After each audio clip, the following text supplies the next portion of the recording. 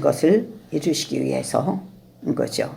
그래서 우리 그 점을 오늘 바로 내 안에 바로 죽이기, 그러면서 바로 출애굽기 7장 1절로 13절의 말씀을 가지고 어떻게 내 안에 바로가 있고 바로가 이스라엘 백성들을 왜 내놓으려 하지 않고 계속 잡고 있었을까요? 그것은 하나님이 여기에 보니까 바로의 마음을 완악하게 했다고 그랬어요. 이렇게 완악하게 한 것은 하나님이 하나님 되심을 온 천하에 드러내기 위해서라는 거예요. 하나님은 당신의 언약을 위해서는 애굽의 바로도 하나님이 쓰셨다는 것을 우리는 기억해야 할 것입니다. 인간의 이 완악함은 제일 잘 아시는 하나님께서는 바로를 통해서 하나님의 백성이 이 땅에서 하늘의 생명을 얻는 것이 나의 힘으로 안 됨을 가르쳐주기 위해서 바로 이러한 기적들을 나타내신 것입니다. 그러므로 내 것을 내어주기 싫어하는 이 바로가 바로 내 안에도 있다는 것을 우리는 한번 생각해 보아야 할 것입니다. 저는 그 문제를 오늘 여러분과 함께 같이 나누기를 원합니다. 나를 비롯해서 누구나에게 내 안에 바로와 같은 그 죄의 근성이 있어서 우리를 올바른 신앙생활을 못하도록 괴롭힌다는 것입니다. 그 점을 바로 사도 바울은 이렇게 고백하고 있어요. 로마서 7장 19절로 21절에 보면 내가 원하는 바 선은 행하지 아니하고 도리어 원하지 않는 바 악을 행하는도다. 내가 만일 원하지 아니하는 그것을 하면 이를 행하는 자는 내가 아니요 내 속에 거하는 죄라. 그러므로 내가 한 법을 깨달았노니 곧 선을 행하길 원하는 나에게 악이 함께 있다는 것이다. 그래요. 하나님의 은혜를 맛본 이 사도 바울도 이런 고백이 그 가슴 속에서 울려나왔듯이 우리도 하나님의 이 말씀을 볼 때마다 그 말씀이 나를 고동쳐야 할 것입니다. 또 나의 생활 속에서도 그 말씀이 항상 맴돌아서 고동쳐야 할 것입니다. 우리가 그러기 위해서는 벌써 첫 번째로 바로의 악의 도구로 사용되었는가, 왜 바로가 꼭 그렇게 사용되어야만 했고 언제 그렇게 되었는가를 우리가 볼 수 있는데요. 그것은 바로가 이스라엘이 힘이 강해졌을 때 두려워했던 것입니다. 그래서 그의 등에 더 강한 채찍을 가하게 되면서 또 짐을 더 해주니까 바로 이스라엘 백성들이 부르짖게 된 거죠. 우리의 신앙에도 이것을 한번 비추어 볼 수 있는데요. 우리가 믿음이 약해졌을 때는 아무것도 안 하고 있을 때는 마귀도 내버려 두지요. 그러나 그럴 때는 마귀는 왜냐? 자기 밥이니까 건드리지 않아도 넘어지거든요. 그러면서 우리는 혹가다 우리 스스로가 찔려서 넘어지면서도 이게 뭐 시험 들은 거 아니야? 이럴 때가 있거든요. 마귀가 시험한 것이 아니냐 하고 얘기하는데 아닙니다. 내가 열심히 하지 않을 때 그러는 시험은 나 스스로가 시험에 든 것입니다. 그런데 반대로 내가 믿음 생활을 열심히 하며 기도 열심히 하고 뭔가 은혜 받았다고 충만하게 되어서 내가 열심을 내려 하면 반드시 내 안에 찾아오는 손님이 있는데 그것이 마음의 손님인데 그것이 내 안에 깊이 숨어있는 바로, 즉 교만이 이 바로가 꿈틀댄다는 거예요. 그것은 어떻게 꿈틀대느냐 하면은 나 열심히 해서 능력도 받고 나는 할 수 있어. 또 모든 것이 나는 기도만 하면 환하게 보여. 또 응답도 속히 이루어져 하고 얘기하는 그러한 자만심이 슬며시 고개를 들고 일어날 때 바로 내 속에 왕이 되고자 하는 제 근성인 바로가 나는 모든 것을 다 할 수 있어 라고 부추기게 되므로 그렇게 되는 것입니다. 그래서 바로 이 나는 무엇이든 구하면 그때그때 응답이 와. 그러는 사람을 저도 많이 만났어요. 그래서 어떤 때 보면 참 신기하다 하고 새롭게 볼 수가 있거든요. 그래서 나 이제 말씀이 다 보여 하면서 은사가 막 충만하게 있다고 하는 그 순간 우리 속에서 악한 바로는 다른 사람을 나 스스로 판단하게 되죠. 그래서 너는 틀렸어. 나가오라. 라는 자신도 모르는 사이에 이런 자만심과 교만의 이기심이 발동하게 되면 바로 그때가 내 안에 바로가 나를 지배하고 있는 현상이구나. 이거를 깨달아야 할 것입니다. 그럴 때 내는 십자가의 복음으로 이것을 몰아내지 않는다면 그냥 놔두게 되면 원수는 반드시 하나님을 섬기지 못하게 방해하게 됩니다. 그렇다고 모든 은사자들이 다 그런 것은 아닙니다. 단지 초보의 신앙에서 그러한 그 은사의 초보의 신앙에서 벗어나야 한다는 것입니다. 벗어나지 않고 계속 있다면 교만의 영이 그를 지배하게 되어서 사단마귀의 하수인이 되고 말기 때문에 그렇습니다. 그래서 이단 교주가 된 사람들이 다 이 과정을 거쳐서 간 것을 우리는 기억할 것입니다. 애굽의 바로 왕은 세계를 정복하겠다는 원대한 꿈을 꾸고는 먼저 한 것이 하나님의 백성들을 괴롭게 한 것입니다. 바로 복음에 설 수 없도록 하는 것이죠. 이렇게 교만의 영이 그 사람을 지배하게 되면 그는 어디를 가든지 누구를 만나든지 그 사람을 만남에 대해서 환상으로 보았다 하면서 말을 하게 될 때 많은 사람들은 그 말에 현혹되고 말죠. 그러다 보니 남을 쉽게 판단하게 되고 또 그런 능력이 또 나타나게 되다 보니까 평가하게 되고 자신이 잘못되었다는 생각은 일도 할 수 없게 되는 것입니다. 내 안의 바로가 나를 지배하기 때문이죠. 그러므로 우리가 악의 도구로 쓰임받지 않기 위해서는 바로와 같은 힘을 과시하려는 정복자의 마인드를 가져서는 안 됩니다. 이것은 힘의 논리요 내가 최고가 되고 마는 니므롯과 같은 바벨주의인 것입니다. 하나님을 보다 못해서 이 바벨론의 모의를 깨부시기 위해서 내려오신 저들이 언어를 혼잡하게 하신 것입니다. 서로 대화를 안 통하게 되면 모의가 불가능하니까요. 이것은 인간의 하늘에 자기 힘으로 올라감으로 이름을 높이려는 영웅주의의 무력화를 시킨 것이 언어의 혼잡인 것입니다. 성도 여러분, 마귀가 성도들을 두려워할 때가 있답니다.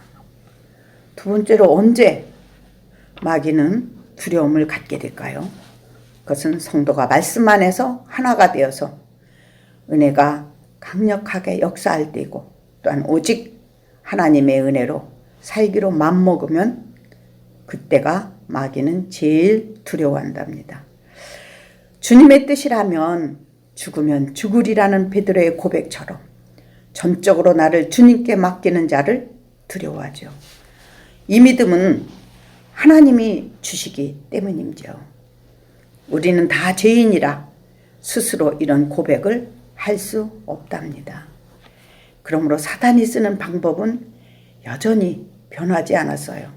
에덴 동산에서도 하와에게 뱀을 통해서 선악과를 따먹으라고 미혹할 때도 쓰던 방법인데 그것이 바로 너는 할 수 있어.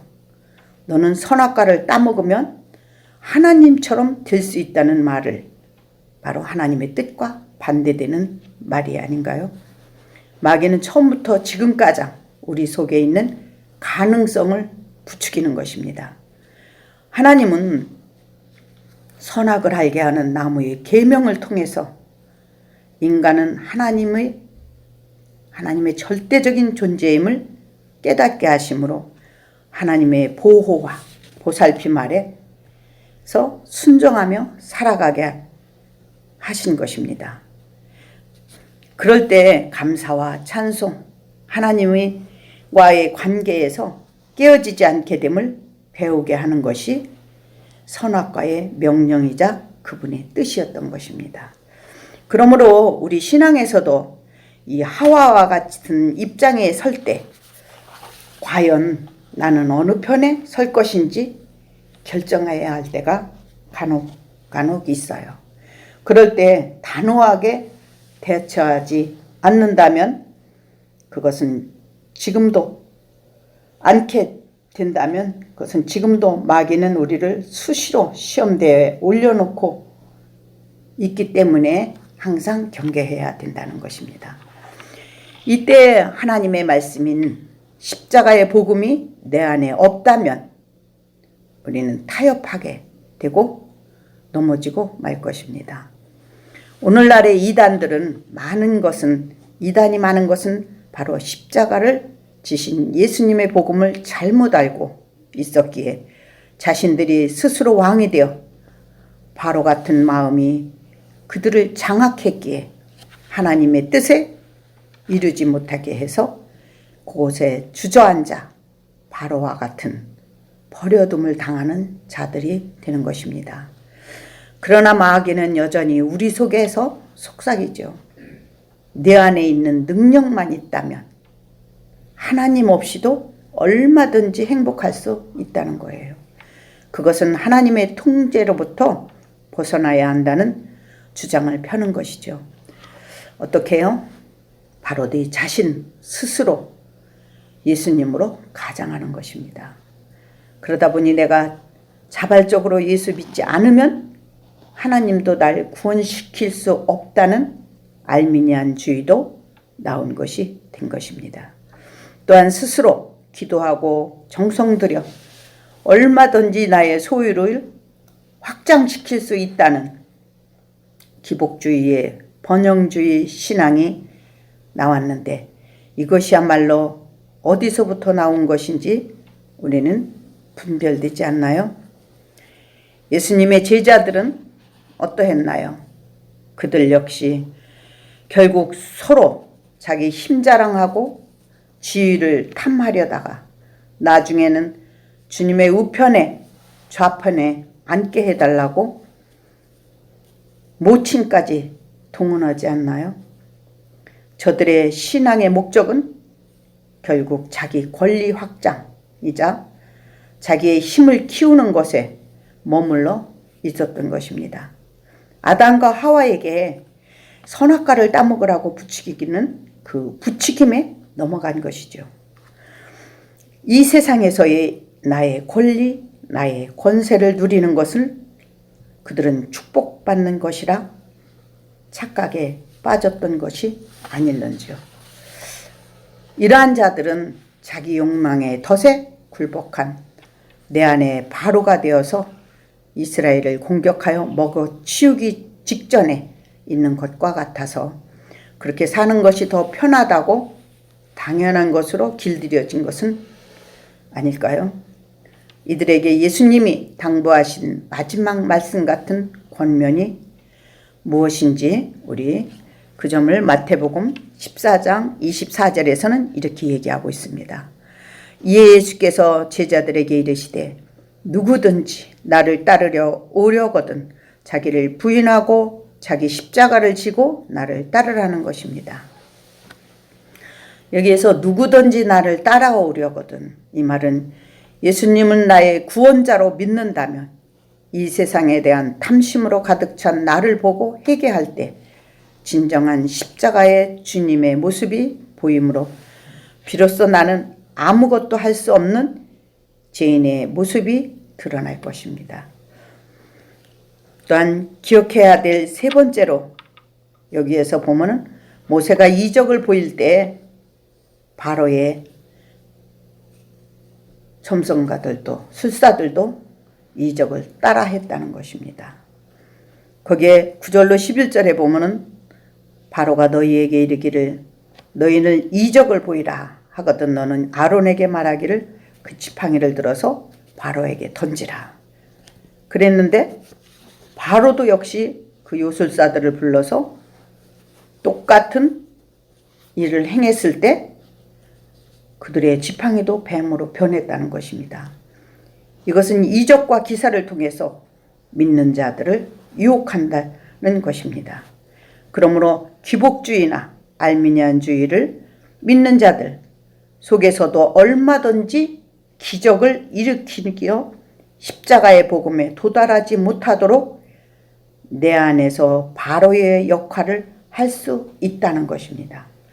그러나 결국에 가서는 모세의 지팡이가 그들을 잡아먹듯이 주님의 십자가의 은혜의 복음이 저들 속에 들어간다면 율법적이며 기복주의적인 신앙이 이적과 기사에 묻혀있던 신앙이 믿음의 십자가의 은혜의 복음을 흘러넘치게 된다면 바로 그들은 올바로 깨닫게 된다는 것입니다. 그래서 예수님도 이 세상에 오셔서 자신이 왜 왔는지 내가 누구인지를 알려주기 위해서 잠깐 동안 표적과 기사를 행하심으로 자신이 온 인류를 죄에서 구원하시기 위해서 대성물로 오셨음을 알려주셨지만 그때 많은 기적을 본 사람들은 그 표적에만 관심이 있었고 예수님이 전하시는 말씀에는 관심이 없었던 것이었습니다. 그래서 다시 표적을 구하는 바리새인들에게 예수께서는 이렇게 말씀하셨습니다. 요나의 표적밖에는 보여줄 것이 없다고 말씀하신 것입니다.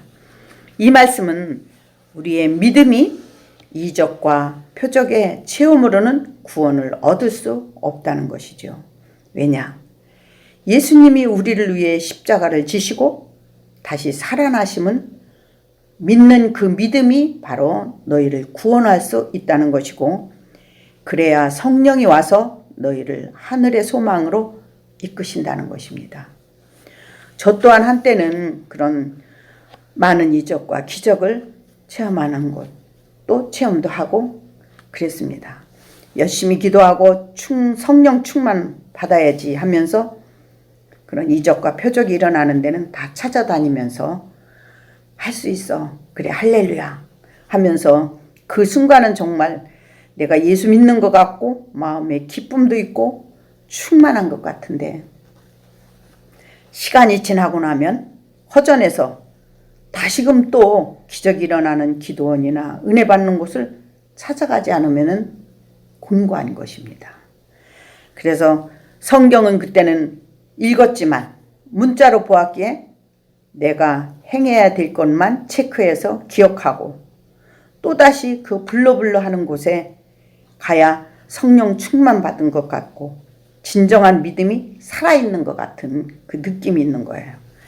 하지만 그곳에서는 말씀은 선포하지만 나를 위해 십자가를 지고 죽으신 주님의 부활의 그 성령의 심령이 내 속에 다가오지 않는다는 것이에요. 왜냐?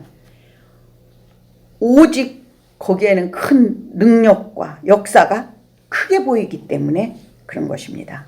그러다 보니 어느 순간은 믿음이 있는 자도 같고 어느 순간에는 아무것도 없는 자도 같을 때가 있죠. 자꾸 자신을 깨우고 싶은 생각에 은사와 이적이 나타난 곳에 자꾸 가게 되므로 하나님의 뜻보다는 내 마음에 이끌리는 대로 가지 않으면 내 믿음이 식어지는 것 같아서 자꾸 찾게 되는 것입니다. 사랑하는 여러분, 하나님은 성령 충만을 받으라고 했는데 그것은 이적과 기적도 중요하지만 말씀으로 오신 예수님을 올바로 알고 섬기는 성장하는 진리로 충만할 때 내 안에 진정한 충만함이 임하는 것입니다. 이것은 내 기분에 충만한 것이 아니라 하나님을 믿는 데는 보이는 것이 다가 아닙니다. 보이지 않는 곳에서도 은밀하게 역사하시는 하나님의 말씀에 눈이 떠질 때, 즉 내 안에 하나님의 성전이 임할 때 변하지 않는 기쁨과 확실한 말씀으로 오신 예수님이 우리를 하늘 소망으로 인도하실 그 믿음을 위해서 말씀을 열어달라고 기도하십시오. 그럴 때 하나님이 열어주고 후히 흔들어 넘치도록 부어주실 것입니다. 그것이 바로 축복이라는 것을 깨닫게 될 것입니다. 그래서 예수님도 기적과 기사, 은사 이러한 것을 최소화하셨으며 결론적으로 이렇게 말씀하실 수밖에 없었던 것입니다. 요나의 표적밖에는 너희에게 더 이상 보여줄 것이 없다라고 하신 것입니다. 다시 말해 이 표적은 우리를 구원할 수 없다는 것이죠. 그러므로 표적과 이적은 예수님이 누구시며 왜 오셨는지를 확실하게 알게 하는 증거이자 그 예수님이 우리를 위해 십자가를 지고 죽어야만 너희를 구원할 수 있다는 것이고, 그래야 성령이 와서 말씀을 깨닫게 하고 죄가 무엇이고 의가 무엇이고 심판이 무엇인지를 말씀으로 알려주시지 않으면 어떠한 이적과 기사로는 다른 사람을 미혹할 뿐이라는 것입니다. 그러므로 술사들도 흉내내는 이 기적이 무슨 소용이 있겠느냐는 것이죠.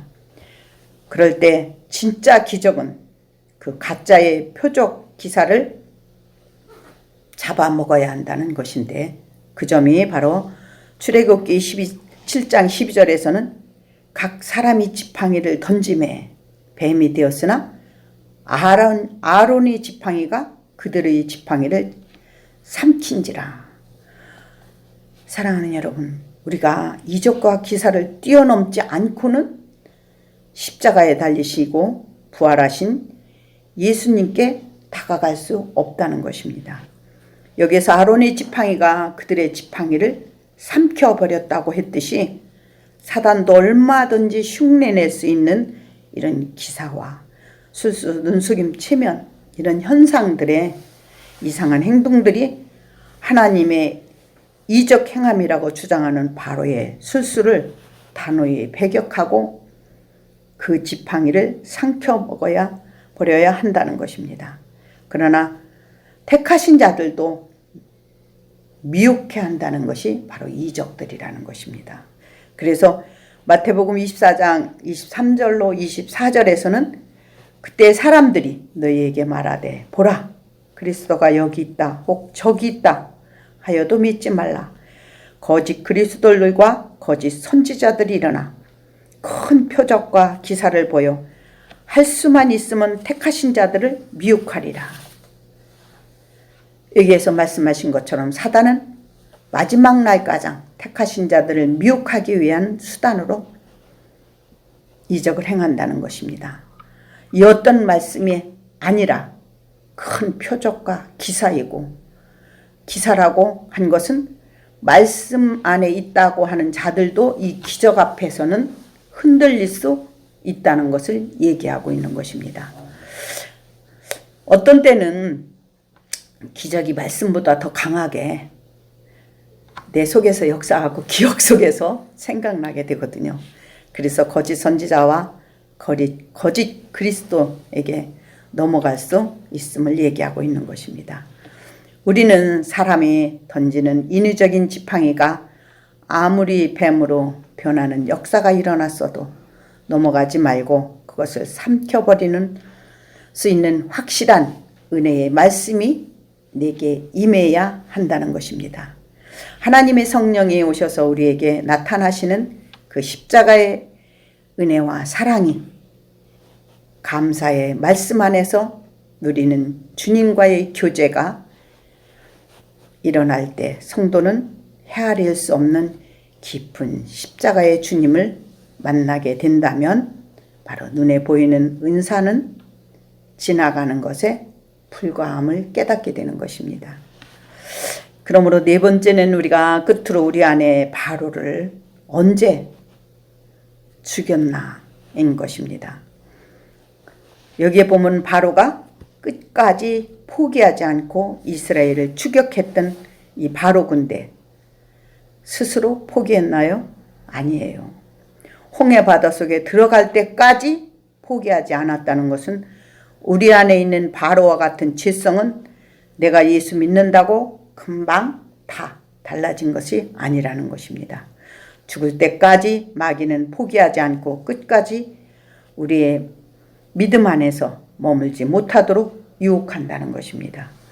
결국 이스라엘이 홍해바다를 통과함과 동시에 바로의 군대를 홍해바다에 수장되었다는 것은 그러면 홍해는 무엇입니까? 바로 고린도전서 10장 1절로 4절에서는 이렇게 얘기하고 있습니다. 형제들아, 나는 너희가 알지 못하기를 원하지 아니하노니 우리 조상들이 다 구름 아래 있었고 바다 가운데로 지나가며 모세에게 속하여 다 구름과 바다에서 세례를 받고 다 같은 신령한 음식을 먹으며 다 같은 신령한 음료를 마셨으니 이는 그들을 따르는 신령한 반석으로부터 마셨음에 그 반석은 곧 그리스도라. 이 말씀은 십자가를 지고 부활하신 예수님과 함께 십자가에서 우리도 죽어야 함을 얘기하고 있는 것입니다. 사도 바울은 이스라엘이 모세와 함께 구름 아래서 홍해 바다를 통과한 것은 그리스도와 더불어 세례를 받았고 신령한 말씀에서 안에서 새 생명을 낳은 것이라고 설명합니다. 우리가 십자가의 안에서 예수 그리스도와 함께 죽은 자임을 믿어야 한다는 것입니다. 이것이 믿어질 때 드디어 내 안에 가득 찬 율법과 탐심인 바로가 하나님의 능력으로 홍해에 수장되었듯이 내 안에서 죽게 되는 것입니다. 내가 바로를 죽일 수는 없습니다. 내가 죽이는 것이 아니라 십자가에서 부활하신 주님의 은혜만이 강한 군대인 바로를 결박시킬 수 있으며 그 은혜만이 내 속에 잠재해 있는 이 율법과 행위주의적인 신앙이 더 이상 활개치지 못하게 죽은 자가 될 때 비로소 주님의 나라가 내 안에 임하는 것입니다. 그 점을 로마서에서는 이렇게 말씀하고 있죠. 로마서 6장 3절로 4절에 보면 무릇 그리스도와 합하여 세례를 받은 우리는 그의 죽으심과 합하여 세례를 받은 줄을 알지 못하느냐? 그러므로 우리가 그의 죽으심과 합하여 세례를 받음으로 그와 함께 장사되었나니 이는 아버지의 영광으로 말미암아 그리스도를 죽은 자 가운데서 살리심과 같이 우리 또한 새 생명 가운데로 행하게 하려 함이라. 이와 같이 십자가 안에서 예수와 함께 죽을 때만이 가능합니다. 사도 바울 역시 이 문제를 스스로 해결하지 못해서 오후라 하면서 탄식하면서 매달렸듯이 모세 또한 추격하는 바로의 군대를 막아내지 못했습니다. 그러나 쫓기다가 결국은 여호와가 저들을 홍해에 수장했듯이 우리의 힘으로는 내 안의 지성을 도저히 몰아낼 수 없습니다. 바울이 그런 상황에서 어떻게 했습니까? 오호라 이 사망의 몸에서 누가 나를 건지랴 하면서 주의 도우심을 간절히 원했다는 것은 인간의 한계를 확실하게 인정했다는 것이죠. 그렇게 하여 결국 예수 그리스도 안에서 자유함을 얻게 된 것처럼 우리 모두도 그 믿음으로 그리스도 안에서 있게 하심으로 내 안에 바로 격인 죄성은 더 이상 나를 집어삼키지 못하게 됨을 믿으시기 바랍니다. 그러므로 바로가 턱밑까지 이스라엘을 추격했듯이 마귀는 만만하게 물러서지 않는다는 것을 우리는 기억해야 할 것입니다. 우리도 사도 바울처럼 항상 오라 나는 곤고한 사람임을 인정하고 기억하면서 주님만 바라보는 나와 여러분이 되기를 간절히 소원합니다. 아멘.